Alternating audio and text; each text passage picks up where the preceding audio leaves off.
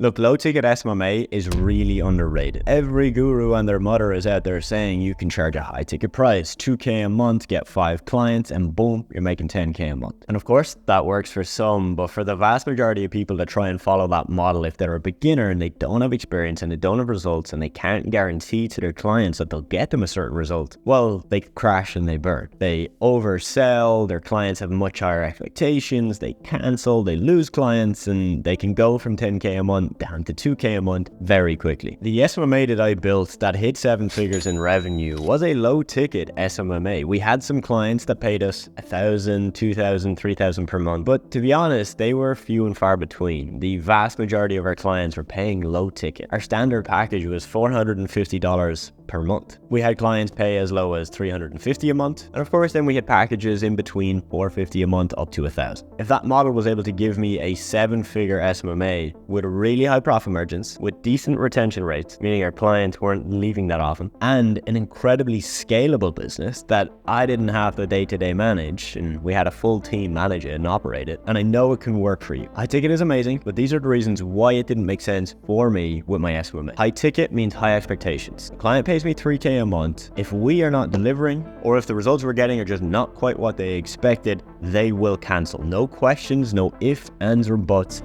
They're going to cancel. If you're paying for Spotify or Netflix right now, chances are, even if you don't use those services for an entire month, you probably won't cancel. Why? Because it's low ticket. However, if you're paying for some subscription that's $100, $200, $300, $400 a month, hey, $1,000 a month, guess what? Your chances of getting to the end of the month and saying, oh, wait, hold on a second, I didn't use that enough, or I didn't get the result I wanted from it, I'm going to cancel. The same happens with business owners. With my agency, we work with a lot of small business owners, right? These are people that are not flushed with cash, right? They can't just drop 10K over 3 months on a marketing project and kind of see if it works. No, these were people that were literally living from their business. If they didn't make money and they didn't make the right decisions, they wouldn't be able to feed their family. So unless you're working with like big corporate clients that genuinely could spend 6 figures a month on advertising and marketing, problem 2, which is churn. The more someone pays, the more they pay attention, which means, again, if they review their accounting at the end of the month, they see 3K going out and they don't feel like they're getting 3K in value back, they're more likely to cancel, which means that your churn rate, the number of your clients that leave each month, will be higher. In my agency, because we had a low ticket service, we had many clients where I know, and this is me being completely honest and transparent, they probably weren't getting the results that they wanted, but the result was good enough to justify the amount they were paying. So for example, they weren't rating us a 10 out of 10, but they were like, you know what?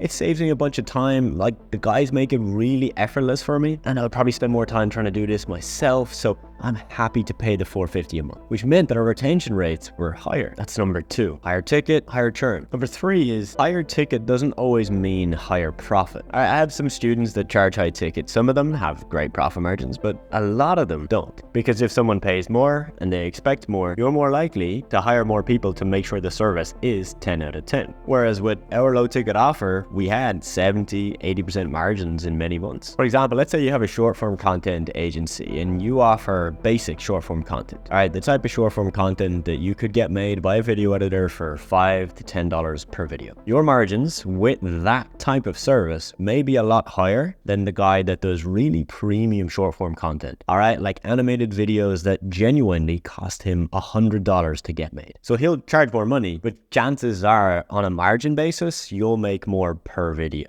So that's just an example that I found to be true. Of course, there are high ticket agencies that got like 90% margin. So that's number 3. Higher ticket doesn't always mean higher margin. Point number 4 is a real massive struggle specifically for beginners. When you charge higher prices, it's naturally harder to sell. We both offer short form content to coaches. I charge $500 a month. You charge $1,500. You might just attract the coaches that are making 10, 20K a month. But look, I've got more flexibility. So for the coach that's making $5,000, $4,000, $3,000 a month, they probably are more inclined to go with me. Just simple economics, right? Lower price tag, typically easier to sell. The reason that's important, because you could argue that that's not a good thing. You could argue that, okay, you could have a 50% close rate with a $500 a month service, or you could have a 20% close rate, but you have a $1,500 a month service. You could argue that the high ticket provider of $1,500 a month would actually make more, right? You'd close less, but fewer clients paying more money. The problem is deeper than that. The problem is the lack of confidence it will breed. If you're closing 5%, you know, out of every 10 calls you take,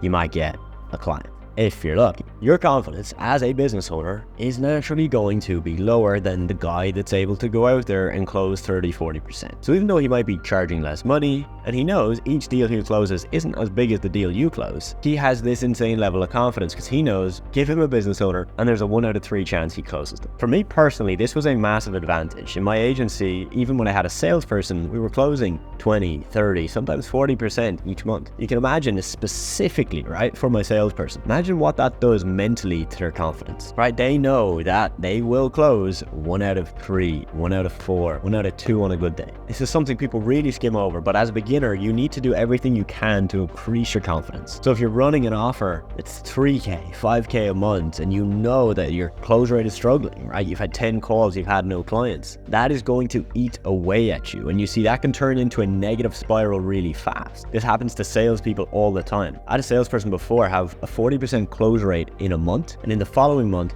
have like a 10 or a 15% close rate. So when you have a drop in your close rate, your performance is down naturally for a salesperson, they can go into a negative spiral where it just gets worse and worse and worse. And so my point here is that I want you, if you're a beginner, I want you to do everything in your power to increase your close rate, close more deals, and get more confident. The person who goes the furthest in this game is the person that's got a lot of confidence. And for a lot of us, myself included, we don't have the confidence until we have competence. All right, I can't be confident that I'm going to change your life until I've changed lives. All right, it's why with my coaching, right, the 6-figure accelerator, we only guaranteed results after people paid for my advice and then got results. And we could look at those results and say, okay, based on these results, this is what's realistic for us to guarantee. You see, that's when I became confident. So when I started, I just knew I had to push through, work on it, get people results, and then I'd become confident. All right, so you might be thinking that, yes, you can just think your way to become confident, which if you can, fantastic. Just a lot of people struggle with that. So the thing you need to do is to get competent as fast as possible. The way you get competent is you close more deals, you get more of those small wins, and that compounds. This is why I made a video specifically talking about the one type of SMMA I would start if I was starting from scratch. And hint, I don't talk about starting a high ticket agency. I started by talking a low ticket semi-automated agency. If you want to check that out, go view the video on my profile. And with that, if you're still here,